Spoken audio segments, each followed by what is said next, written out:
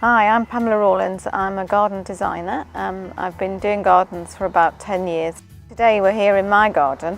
When I first inherited the garden, there wasn't really much in here apart from some very nice mature trees. As I started to study garden design, I realised that it would be nice to divide it into rooms. We started off first with a kitchen garden, a potager, and put in a lot of really nice mature hedges to stop the winds. In this corner here was a very large Christmas tree, so this corner of the garden was planted as a shade garden.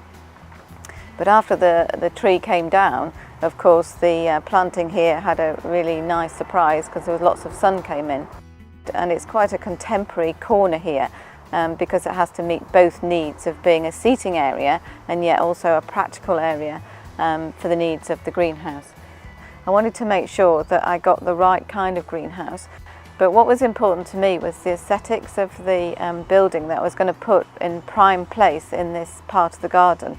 And I'd already designed this theme which was based on squares and oblongs, so I definitely wanted a square building, but I also wanted one that would sit nicely in the space, and it was limited space, so I've used every inch of the space right up to the neighbours' boundaries, and also to make sure that it would mature well. The greenhouse and the grow and store now is 4 years old, and it's gone off to this rather nice silver colour, which was important to me to make sure that I didn't want anything that was really painted brightly or anything like that.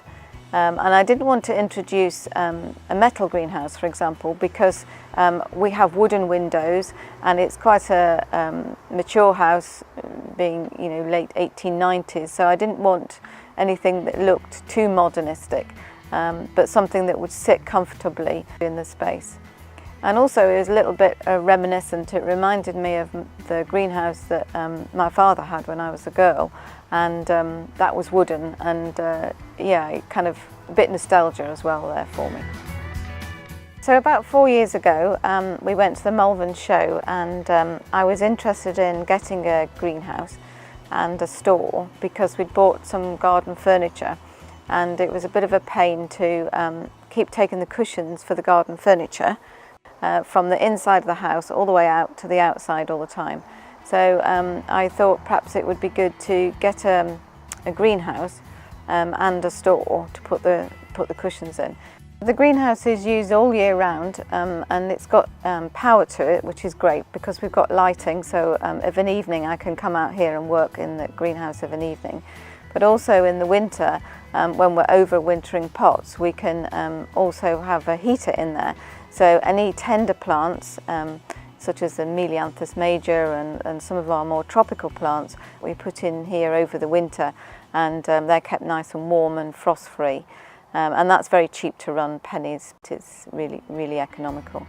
But of course it comes into its own in the summer. Like now we have tomatoes down one side. I've left staging up this year because I'm growing things like chilies in there. So it's a real joy to be getting things ready at the beginning in spring, getting ahead with things like sweet peas and things like that.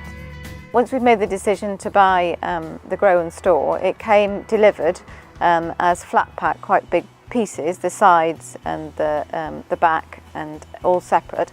But the first task really was to lay the concrete base, and Gabriel kindly supplied detailed drawings so that we knew exactly where these pavers wanted to go, because we had to get the line of the building lined up with the pavers to make it sit exactly.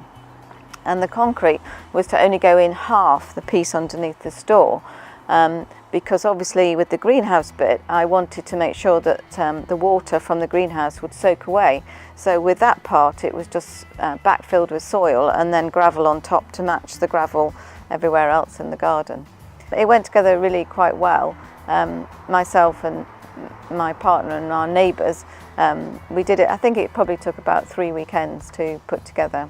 I definitely have no problem in recommending Gabriel Ash to my garden design clients, and also to my friends and family who actually greatly admire it.